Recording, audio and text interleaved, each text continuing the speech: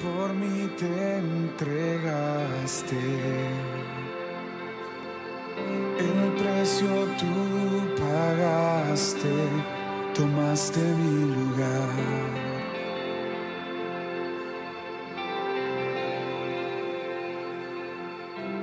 Mi dolor quitaste. Iglesia, yo les invito a que vayan en su Biblia al Salmo 107. Ahí hemos venido, o estuve compartiendo más bien hace como una semanita larga, y les expresaba y les contaba que el propósito de todo este Salmo 107 era la alabanza, ¿cierto? Que es algo en lo cual el Señor me está en este momento golpeando fuertemente respecto al tema de la alabanza. Y yo quiero invitarle a que leamos desde el versículo 10. Entonces, ¿qué tal si se pone de pie y vamos a poner este tiempo en las manos del Señor? Amén. Dice así, versículo 10: algunos moraban en tinieblas y sombra de muerte, aprisionados en aflicción y en hierro, por cuanto fueron rebeldes a las palabras de Jehová y aborrecieron el consejo del Altísimo. Por eso quebrantó con el trabajo sus corazones, cayeron y no hubo quien los ayudase. Luego que clamaron a Jehová en su angustia, los libró de sus aflicciones, los sacó de las tinieblas y de la sombra de muerte, y rompió sus prisiones. Alaben la misericordia de Jehová y sus maravillas para con los hijos de los hombres, porque quebrantó las puertas de bronce y desmenuzó los cerrojos de hierro. Amén. Vamos a tomar asiento. Ok, quiero recordarles un poquito de lo que habíamos hablado en la predicación anterior, y es sobre todo enfatizando en el versículo 6. Si usted nota, en el versículo 6 del Salmo 107 dice exactamente lo mismo que dice el versículo 13. Dice: entonces clamaron a Jehová en su angustia y los libró de sus aflicciones. ¿Cierto? En el versículo 13 vuelve y dice lo mismo. Luego que clamaron a Jehová en su angustia, los libró de sus aflicciones. En el versículo 8 dice: alaben la misericordia de Jehová y sus maravillas para con los hijos de los hombres. Y luego dice en el versículo 15: alaben la misericordia de Jehová y sus maravillas para con los hijos de los hombres. ¿Cierto? Entonces estamos viendo, les decía yo, que es un salmo en el cual estas dos frases se repiten constantemente. Clamaron cuando estaban angustiados y Dios los oyó y los libró. Alaben a Jehová por sus maravillas y por las obras que ha hecho, ¿cierto? Por su misericordia. Entonces, Dios nos lleva a situaciones, explicaba yo en esa predicación, Dios nos lleva a situaciones o nos permite pasar por momentos, ¿cierto? O en ocasiones pasamos por momentos en los cuales entramos en angustia. Y esa es una palabra que se repite tanto en el versículo 6 como en el versículo 13. Clamaron en su angustia. Y hablábamos de que era la misma palabra. La palabra angustia es estrechez. Es cuando uno se siente por situaciones muy angustiado, muy apretado, que se va a reventar, que no aguanta, ¿cierto? Entonces esa es la palabra angustia. Y decíamos que esa palabra, que esa estrechez o al estar apretado no necesariamente es físicamente, sino emocionalmente, espiritualmente, psicológicamente. Nos podemos estar sintiendo en angustia, ¿cierto? Ahora, hace unos días hablábamos los motivos de la angustia de esos primeros versículos. ¿Y cuáles eran los motivos de esa angustia? Que la gente andaba sin camino, o sea, a la deriva, no sabían hacia dónde iban, y eso les produjo angustia. Pero cuando ellos clamaron a Dios, Dios los libró de eso y ellos alabaron al Señor, ¿cierto? Ahora vamos a hablar de otro tipo de angustia, vamos a empezar a tocar otro tipo de angustia. Pero antes de comenzar a hablar de esta angustia que vamos a tocar, yo quiero que pensemos un momento, este salmo, ¿a quién fue escrito?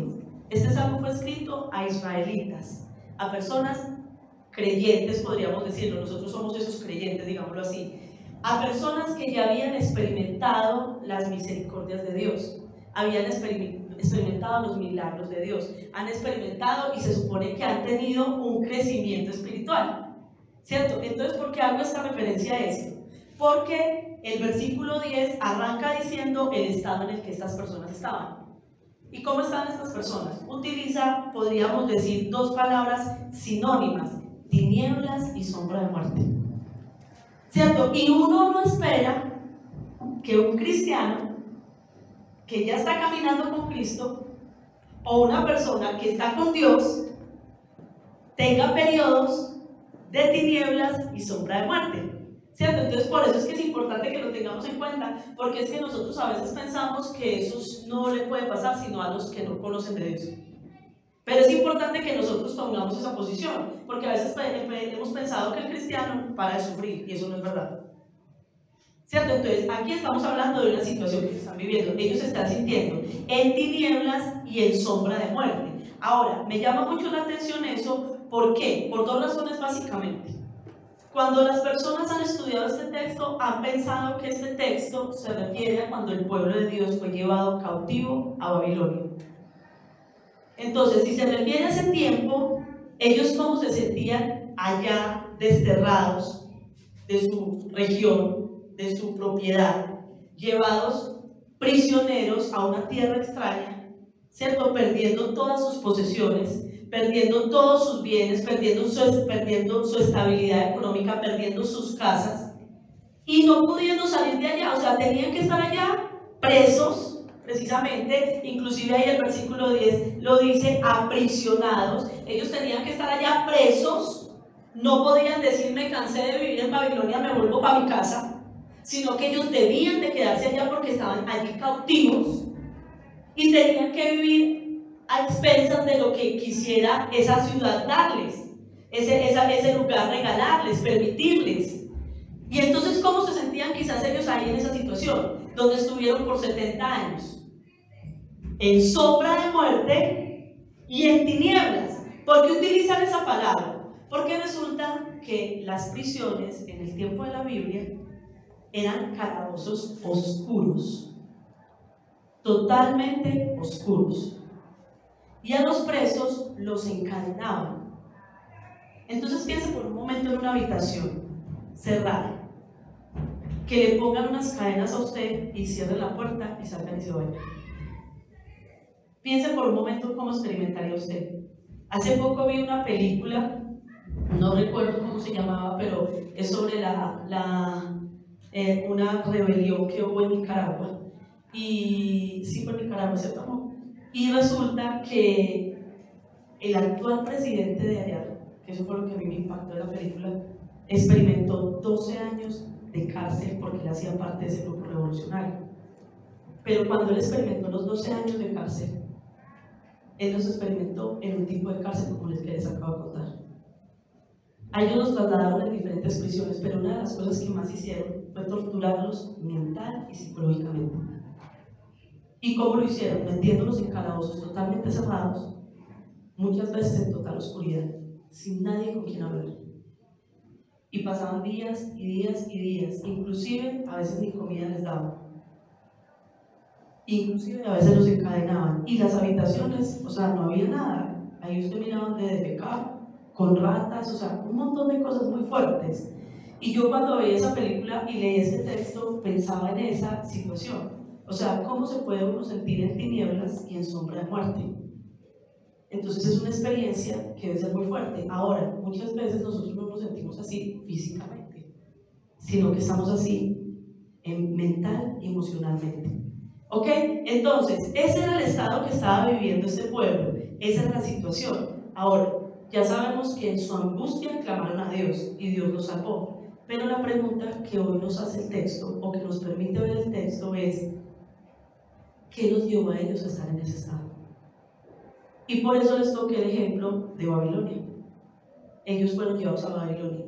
¿Por qué fueron llevados a Babilonia? Entonces vamos a mirar este texto bíblico desde una causa-efecto. Listo, de pronto no es un término muy conocido para ustedes, pero en el sentido bíblico, pero en el sentido físico sí. Toda causa tiene un efecto, ¿cierto? Cuando yo hago algo, eso genera un resultado. Nosotros lo visualizamos muy fácil a nivel físico, pero nos cuesta mucho visualizarlo a nivel espiritual. Entonces vamos a mirar la causa-efecto a nivel espiritual. ¿Qué está sucediendo? Ellos están viviendo una condición de oscuridad. pero el versículo 11 nos explica la causa. ¿Qué nos dice el versículo 11? Por cuanto fueron rebeldes a las palabras de Jehová y aborrecieron el consejo del Altísimo. ¿Cuál es la causa de ellos están andando en tinieblas y en sombra de muerte? Solamente necesitamos resumirlo en una palabra de la cual yo he predicado en los últimos meses, y se llama rebeldía. La rebeldía a ellos los estaba llevando a estar en sombra de muerte. Y yo quiero que pensemos desde este punto de vista. Nosotros no queremos pasar periodos de vida difíciles, o llamémoslo de una forma más cristiana, pruebas. Nosotros no queremos pasar pruebas. Pero muchísimas veces las pruebas son necesarias. Por eso dijimos al principio que esto le ocurrió a pueblo cristiano, a pueblo creyente o a pueblo israelita. Las pruebas son necesarias. ¿Por qué son necesarias las pruebas? Porque dentro de nuestro carácter hay arraigadas cosas. Dentro de nuestro carácter hay arraigadas cosas. Hay arraigadas cosas que muchísimas veces. Hay arraigadas cosas que muchísimas veces no salen tan fácilmente. Hablemos de un ejemplo sencillo. Cuando usted tiene una mancha muy profunda en una prenda, ¿qué le toca a usted hacer para poder quitar esa mancha? Pues estamos hablando de las mujeres, los hombres yo no los veo desmanchando ropa, ¿cierto? Pero, ¿cierto? Eso mejor, y es más, ni todas las mujeres, las más amas de casa, ¿cierto? Y eso le hacen una cosa y le hacen otra, y vea, eso le sirve esto, y le hace aquello, y luego tal cosa, y tal, y esto, y voltean con esa prenda. Pero realmente desmancharla es todo un trabajo. Pero bueno, yo no voy a sacar a los hombres, hablemos cuando tienen que desmanchar el carro, porque eso sí les gusta bastante hacerlo, o la moto, ¿cierto? Y entonces le voltean por aquí, le voltean por allá, y le hacen esto, y le hacen aquello, y se dan cuenta que eso requiere un trabajo. Y desmanchar nuestra alma también. Porque hay muchas cosas que nosotros tenemos arraigadas dentro de nosotros, que no se quiebran tan fácilmente, que no se rompen tan fácilmente, y que nos llevan a estar en tinieblas y en oscuridad, en sombra de muerte. Entonces, ¿Dios qué tiene que hacer? Procesos fuertes. Y una de esas manchas grandes, de esas manchas profundas que se mueven en el ser humano, se llama rebeldía. Esa es una de las manchas más fuertes y más profundas que el ser humano experimenta. Y la experimenta desde que nace.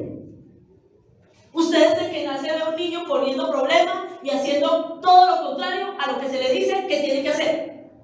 ¿Y eso cómo se llama? Rebeldía. Y esa terquedad, esa testarudez, esa obstinación crece en nosotros, y cuando Dios viene a nuestra vida, nosotros constantemente nos estamos oponiendo a la voluntad de Dios. Y Dios tiene que estar constantemente golpeando, presionando, moliendo, doblando nuestra testarudez, nuestra rebeldía. Ahora, la rebeldía me gusta mucho en este texto bíblico con que la conecta. Y la está conectando directamente con las palabras de Dios. Dice que somos rebeldes. Dice, fueron rebeldes a las palabras de Jehová. Y mire, ¿por qué me parece importante con qué lo conecta? Porque es que nosotros normalmente no escuchamos. Y eso se los expliqué también en Ezequiel cuando les prediqué acerca de la rebeldía. Una de las características de la rebeldía es que teniendo la capacidad de oír, no oímos.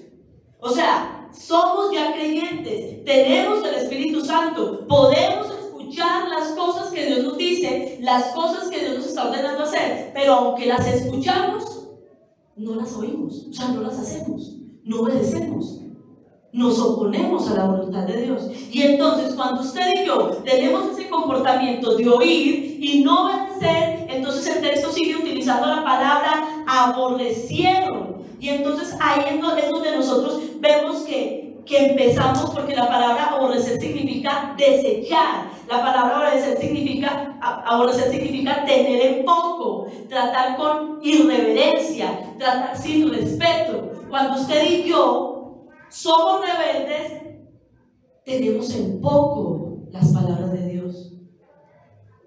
Las tratamos con irrespeto y somos irreverentes. Y yo quiero, iglesia, antes de que continuemos, que pensemos por un momento y meditemos en eso. ¿Cuándo vamos a aprender a oír y obedecer? ¿Cuándo vamos a aprender que cuando Dios habla, usted y yo hacemos? Hay una palabra que nosotros utilizamos, y es que nosotros, cuando Dios nos hable, tenemos que preguntar. Cuando Dios nos diga salte, tenemos que decir ¿qué tan alto? No quiero saltar. Que cuando Dios nos ordene algo, usted diga ¿qué tanto? Mire, eso es muy importante. Y esa predicación es una predicación sencilla, pero tiene que ser contundente. Y tiene que ser contundente en el punto donde nosotros tenemos que tomar la decisión de obedecer. Porque mire, una de las quejas que más los papás tenemos es que nosotros les hablamos a nuestros hijos y no obedecen inmediatamente. Y yo siempre lo digo en mis predicaciones, pero nosotros hacemos exactamente lo mismo. Si a usted Dios le está diciendo que diezme como tiene que diezmar, ¿usted por qué no está diezmando? Si a usted Dios le está diciendo que se congregue constantemente, ¿usted por qué no se está congregando constantemente? Si Dios a usted le está diciendo que busque su presencia todos los días, ¿por qué usted no lo está haciendo? Si Dios a usted ya le dijo que deje de decir groserías, ¿usted por qué la sigue diciendo? Si a usted Dios ya le dijo que deje de mentir y que hable siempre con la verdad, entonces ¿por qué sigue diciendo mentiras? Si Dios a usted le está diciendo que sea honesto en todo lo que usted haga, incluyendo en su tiempo de trabajo, que no desperdicie tiempo en lo que no tiene que desperdiciar, ¿por qué lo está haciendo? Si usted, Señor, le está diciendo que no sea perezoso, que no sea ocioso, ¿por qué no está siendo diligente? Y si a usted, Señor, le está diciendo que sirva en un ministerio de la iglesia, ¿por qué no lo está haciendo? Si Dios le está diciendo a usted que se reconcilie con su cónyuge, que la trate bien, que lo trate bien y que luche por tener un buen matrimonio, ¿por qué no lo está haciendo? Si en estos días estamos hablándoles a las familias que hagan devocional en su casa una vez a la semana, ¿por qué no lo están haciendo?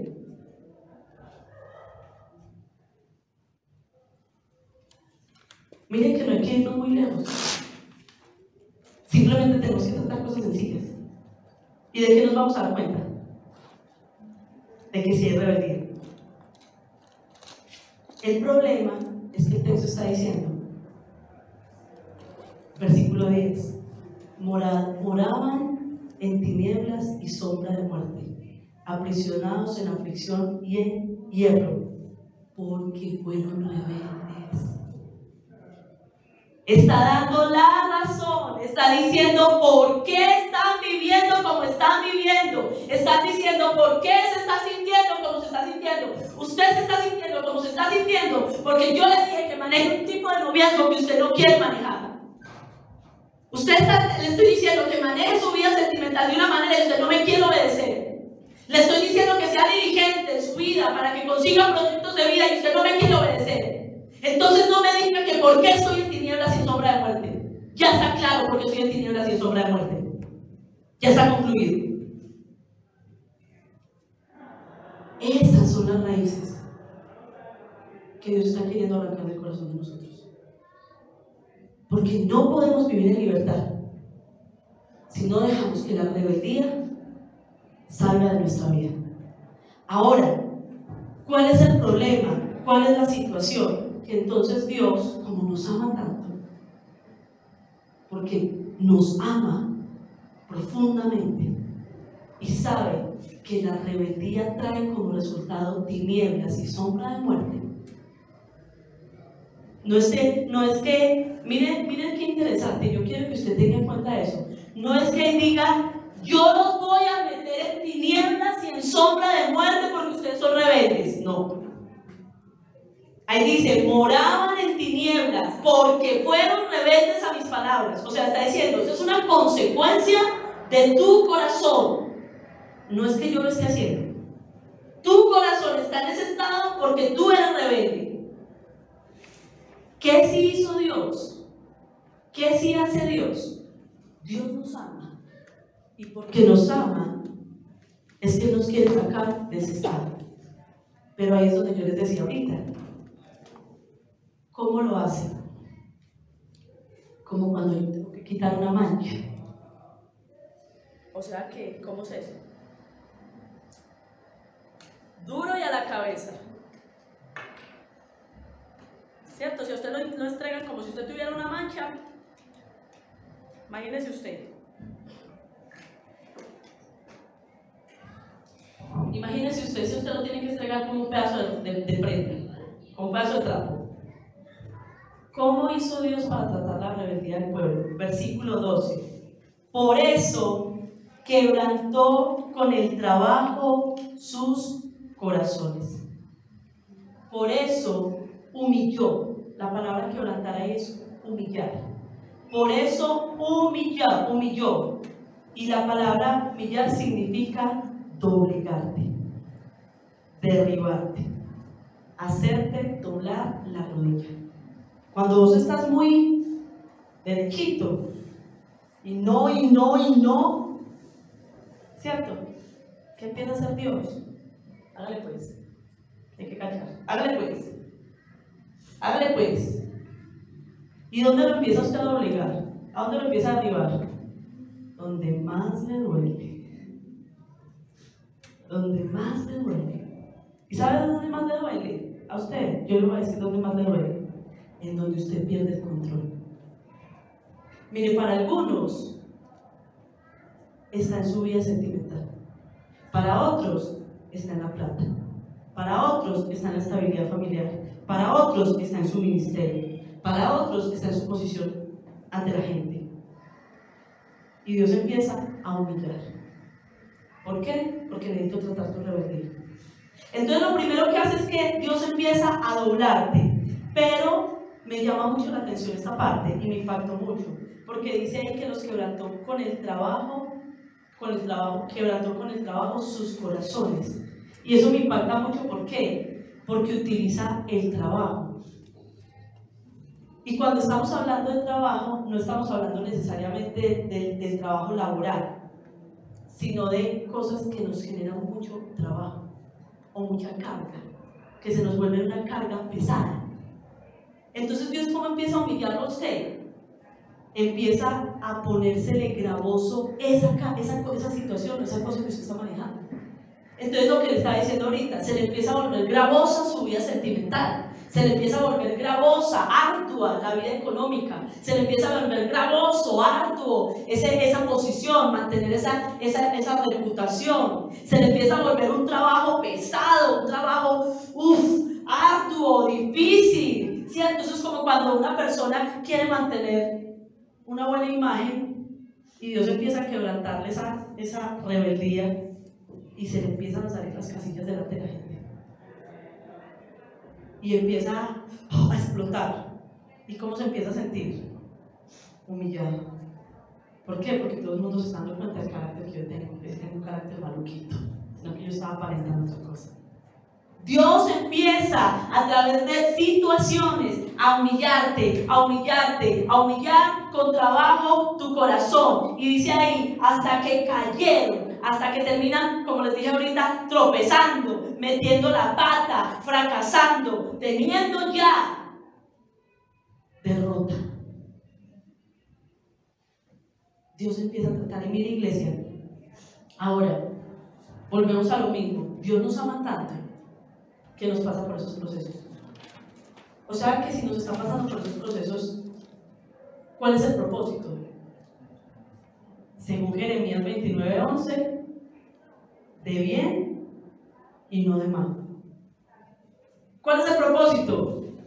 Necesito arrancar la rebeldía de tu corazón. Necesito arrancar esa área de tu vida que no me gusta. Necesito derribar ese aspecto que te está llevando a estar ¿cómo?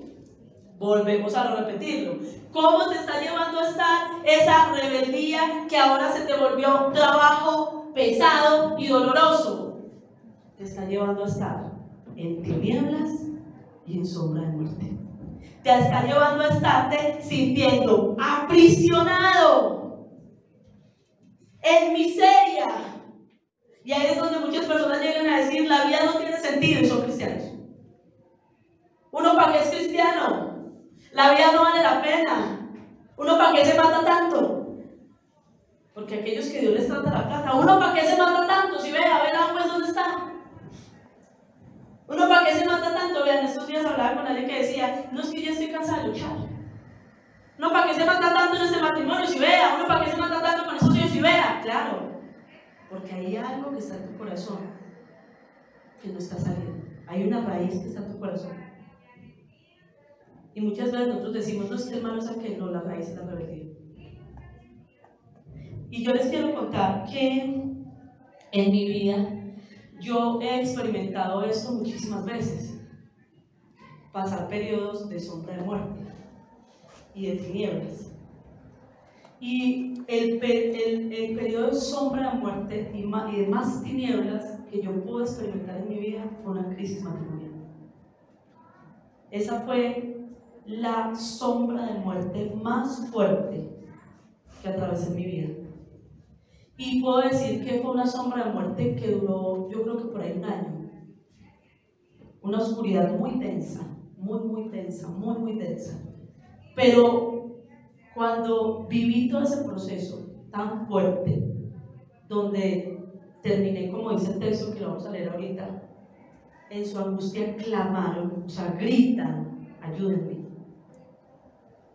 Cuando pasé todo ese proceso y clamé, y Dios me libró, como lo vamos a ver ahorita, yo pude mirar hacia atrás y darme cuenta las áreas de mi vida de las que Dios estaba librándome o las que Dios estaba arrancando para librarme de la sombra de muerte.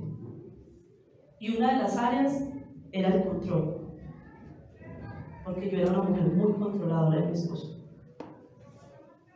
Otra de las áreas era la autoestima, porque yo era una mujer con muchas problemáticas de autoestima. Otra de las áreas que se une a la autoestima es la inseguridad. Otra de las áreas es que yo no había aprendido a conocer a mi esposo. Entonces no respetaba muchas cosas que él era, porque yo quería que él fuera y no respetaba lo que él era.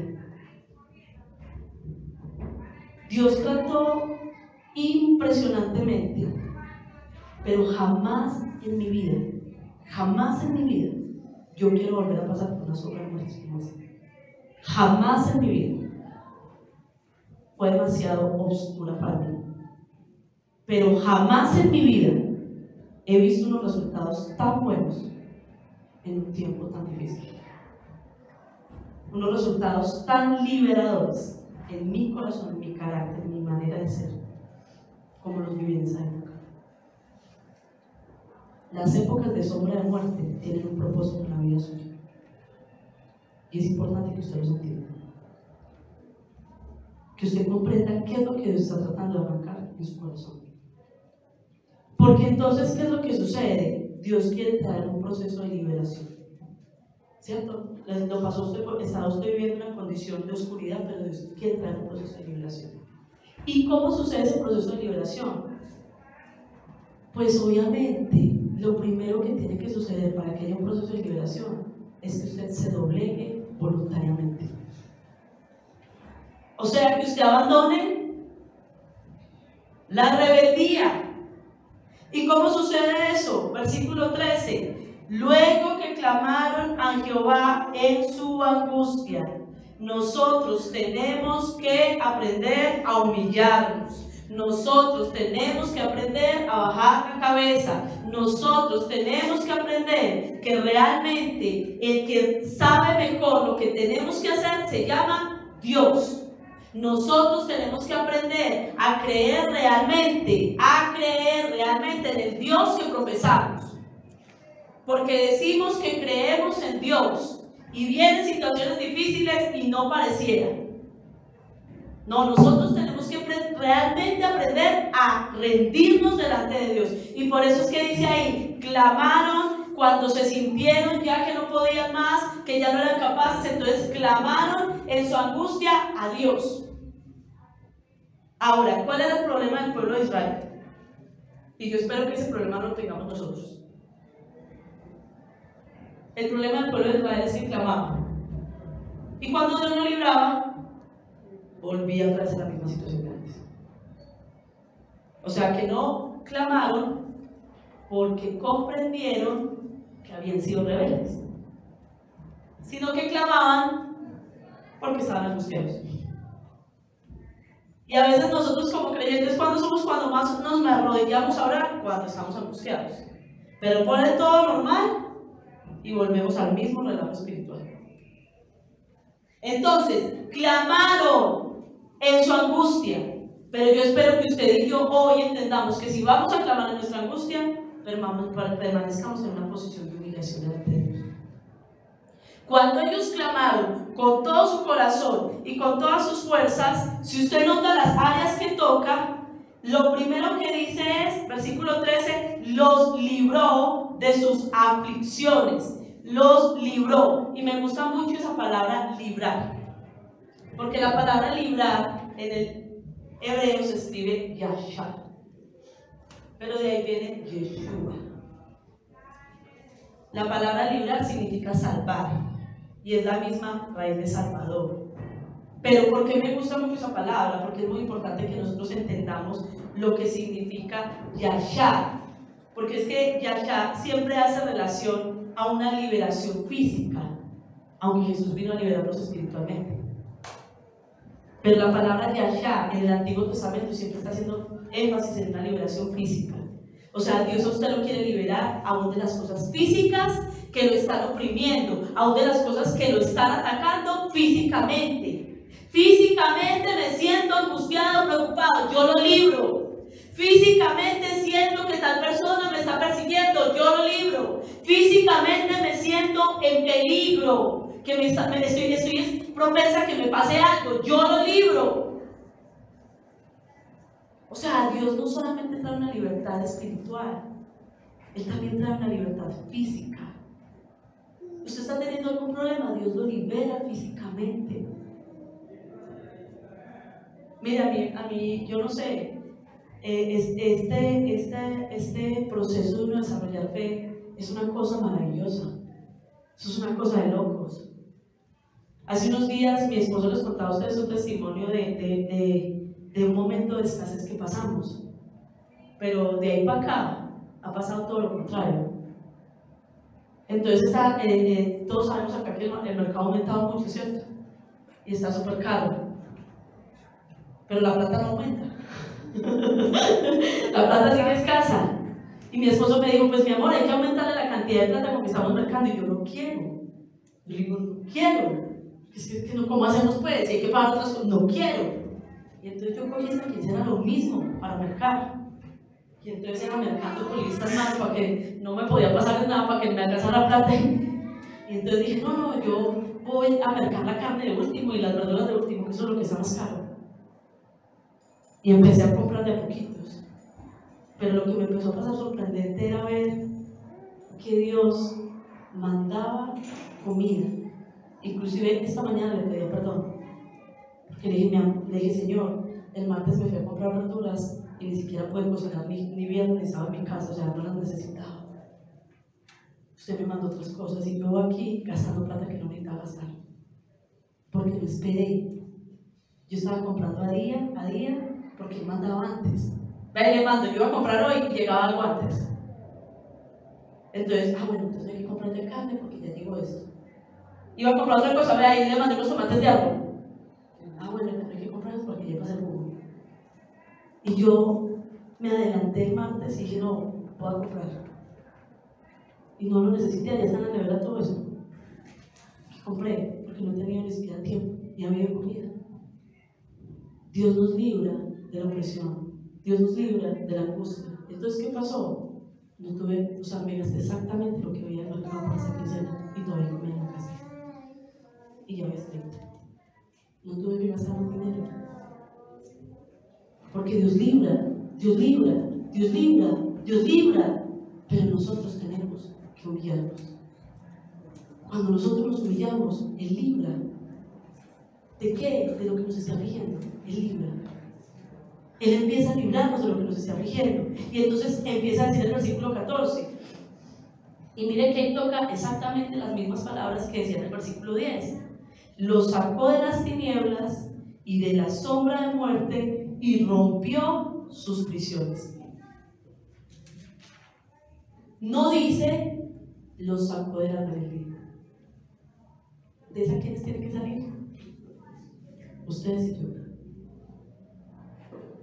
Cuando ustedes y yo salimos de eso, Él nos libra de la sombra de muerte, de las tinieblas y de las cosas que nos están aprisionando, de las cosas que nos están apretando, de las cosas que nos están atacando. ¿Por qué Dios hace eso? Porque a Él eso es lo que le encanta hacer. Los ojos de los ciegos, para que saques de la cárcel a los presos y de casas de prisión a los que moran en tinieblas. ¿A qué viene el siervo de Jehová? Versículo capítulo 42. A eso, a sacar a los presos de sus prisiones. Versículo 8 y 9.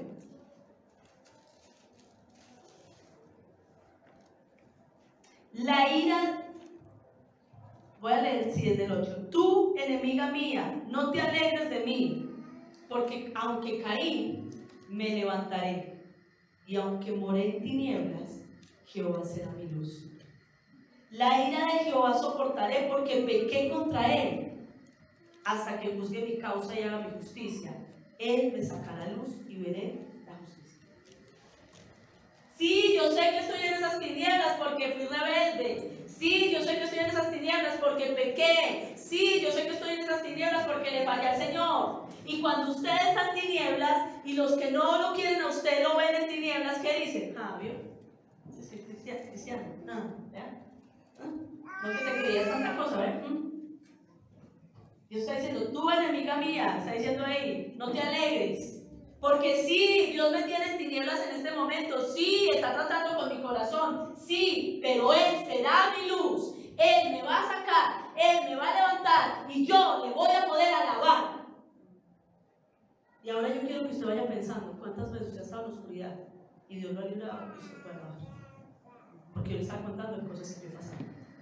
¿Cuántas veces usted ha visto esa oscuridad en su vida y usted ha visto cómo Dios lo ha liberado y lo ha puesto en la luz de Él? Y por esa razón, por eso, porque Dios hace eso con nosotros, es que nosotros llegamos al versículo 15 del texto de Salmos, donde dice, alaben a Jehová, alaben la misericordia de Jehová y sus maravillas para con los hijos de los hombres. ¿Por qué el cristiano puede alabar a Dios? Porque ve cómo Dios lo libera. Ve cómo Dios lo sana, ve cómo Dios lo restaura, ve cómo Dios lo saca de momentos de tiniebla y de sombra de muerte. Y entonces el pueblo de Dios puede alabar a Dios. El pueblo de Dios, como predicaba ese día, puede alzar sus manos. Yadak, alzar sus manos. Y decir, Señor, definitivamente, ¿a quién tengo yo en los cielos? Sino a ti. Y fuera de ti, nada deseo en la tierra, no quiero nada, yo lo único que quiero es a ti, yo con el único que quiero es contar contigo, yo con el único que quiero tener negocios es contigo, porque todo se puede movilizar, todo puede fallar, pero tú no. Y una de las cosas que usted tiene que tener claro hoy es que pase la situación que usted esté pasando, a usted Dios nunca le va a fallar. Él nunca va a dejar de ser fiel. La palabra de Dios dice que nosotros somos infieles, pero que Él es fiel, porque Él no se puede negar a Él mismo. Él es fiel y punto. Y por eso nosotros lo podemos alabar. Y termina el versículo 16, porque quebrantó las puertas de bronce y desmenuzó los cerrojos de hierro. En el tiempo antiguo, cuando se querían defender de enemigos, amurallaban las ciudades y ponían láminas de bronce y de hierro en las paredes de las murallas, para que para los enemigos no fuera tan fácil romper los muros y entrar y atacarlos. Ese era el sistema de defenderse de sus enemigos. ¿cierto? Pero es diferente cuando usted está rodeado de esas murallas en una prisión, ¿cierto? Esas muros de bronce y de hierro, y usted no puede salir. Y Dios le dice, Señor, y el Señor le dice, yo rompo, no importa la muralla que tú estés experimentando en tu vida, qué tan gruesa pueda ser, qué tan pesada pueda ser, no importa, yo la rompo. Solamente tienes que hacer una cosa: arrepiéntete de tu pecado y clámame a mí. Y cuando veas mi gloria, alábame, porque yo lo hice. Fui yo quien lo hizo. Entonces yo quiero invitarlos en este momento a que podamos hacer una oración. Yo no sé si usted está en la posición de clamar y reconocer su pecado, o ya está en la posición de poder alabar porque ha visto cómo Dios lo ha librado de la sombra de muerte. Cualquiera que sea su posición, yo le invito a que hagamos una oración consciente, donde le digamos al Señor: Señor, yo sé que tú puedes hacerlo, y aunque esté pasando una condición difícil en este momento, yo voy a dejar que me redargullas y reveles a mi corazón qué estás haciendo. No me voy a quejar, no me voy a lamentar, no voy a criticar, no voy a dudar, sino que me voy a doblar, me voy a humillar y te voy a dejar trabajar en mi vida, y no me voy a soltar de tu mano. Entonces yo quiero invitar a que usted cierre sus ojos. Vamos a orar. Padre Celestial, aquí estamos, Señor, delante de tu presencia. Y Padre Celestial, queremos, Señor, venir con un corazón humilde, Dios, porque muchas veces, Señor, estamos tratando de resolver esos problemas, esas sombras de muerte, y tú no nos estás diciendo: ven, quita la sombra de muerte, quita la tiniebla, rompe las cadenas. No, tú nos estás diciendo: arrepiéntete, clámame y alábame. Mientras mi esposo va poniendo una melodía, yo quiero solamente entonar un pedacito de una canción que a mí me gusta mucho, y le animo mucho que si usted la quiere escuchar en su casa, la pueda escuchar. Dice: y si Pablo y Silas te adoraron y las cadenas les fueron quitadas, yo sí quiero adorarte. Y si Pablo y Silas te adoraron y las cadenas les fueron quitadas, y así quiero adorarte. Mire, la adoración rompe cadenas, la humillación rompe cadenas. Usted y yo no podemos romper cadenas. El Dios Todopoderoso sí puede romper cadenas. Pero es necesario que el pueblo se humille, que el pueblo deje de creerse tan berraco, perdónenme la expresión, tan fuerte, tan autosuficiente, que el pueblo de Dios deje de creer que puede andar toda la semana la vida como le da la gana, y con venir un domingo a la iglesia cumplió su vida espiritual.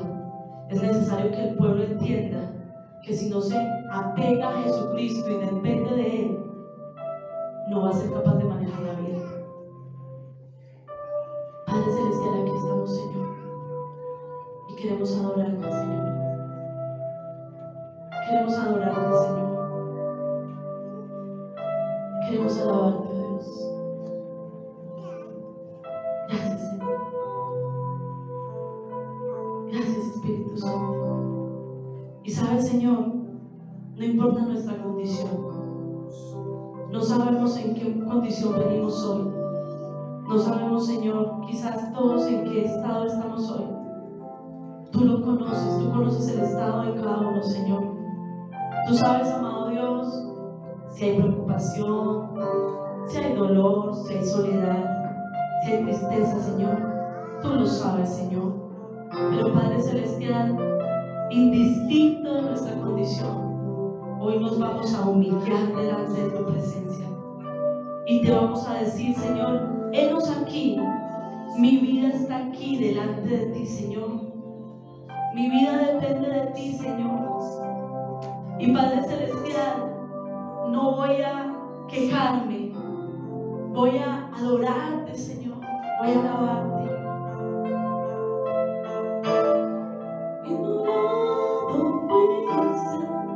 Cordero de Dios, te levantaste con gloria y poder, Rey vencedor, y Alfa y Omega, y el gran yo soy, pronto volverás,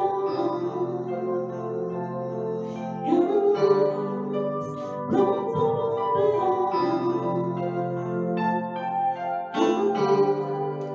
Y exaltado estás, coronado estás, digno de toda la gloria, digno de toda la honra.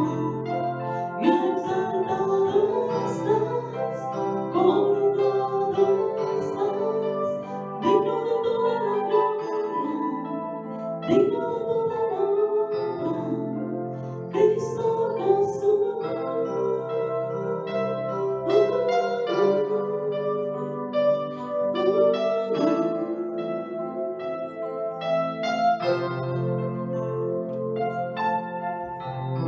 Cielo bajaste, por mí te entregaste,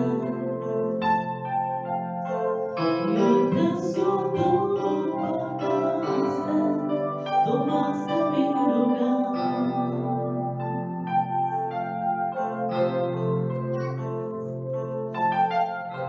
Mi dolor quitaste, mi enfermedad sanaste, mis culpas tú borraste, y al morir en esa cruz,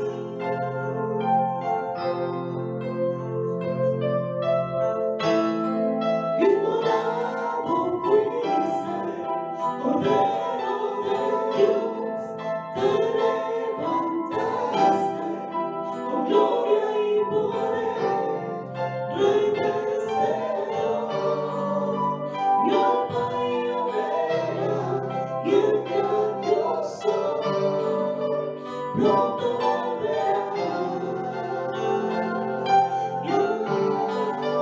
Y exaltado estás, coronado estás, digno de toda la gloria, digno de toda la honra. Y exaltado estás, coronado estás, digno de toda la gloria, digno de toda la honra. Cristo Jesús.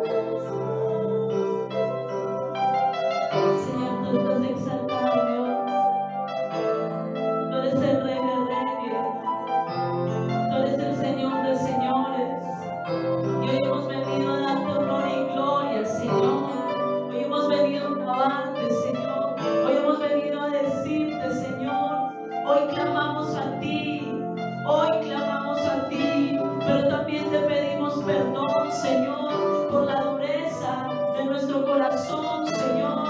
Pero también te decimos, Señor, tú sabes que para nosotros hay cosas en nuestra vida que nos cuesta mucho soltar, Señor, que nos cuesta mucho abandonar esa rebeldía, quizás la soberbia, quizás el orgullo, la dureza, papá, Padre Celestial, el resentimiento, la amargura. Pero hoy venimos delante de ti, tú eres nuestro libertador, tú eres nuestro sanador, tú eres quien quebranta las cadenas, tú eres quien rompe los yugos, tú eres quien trae vida y vida en abundancia, tú eres quien derriba la muerte, la desolación. Derrama tu presencia, pronto volverás, pronto volverás, pronto volverás, Cristo Jesús, pronto volverás, pronto volverás, pronto volverás, Cristo Jesús.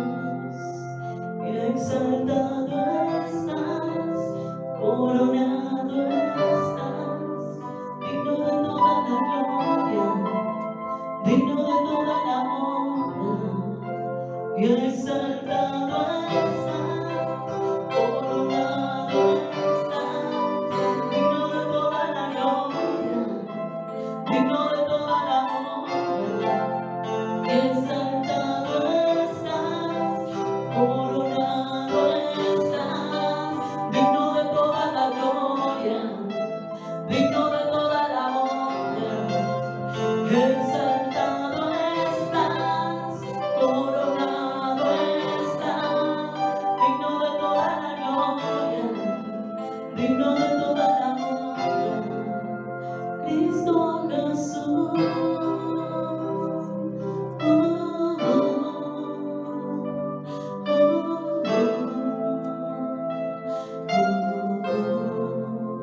Cristo Jesús.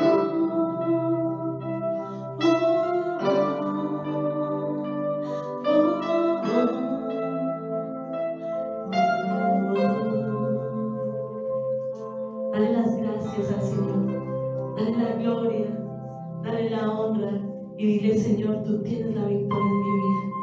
Y hoy salimos de este lugar con tu gozo y con tu paz, en el nombre de Jesús. Amén y amén. Dios los bendiga. Por mí te entregaste.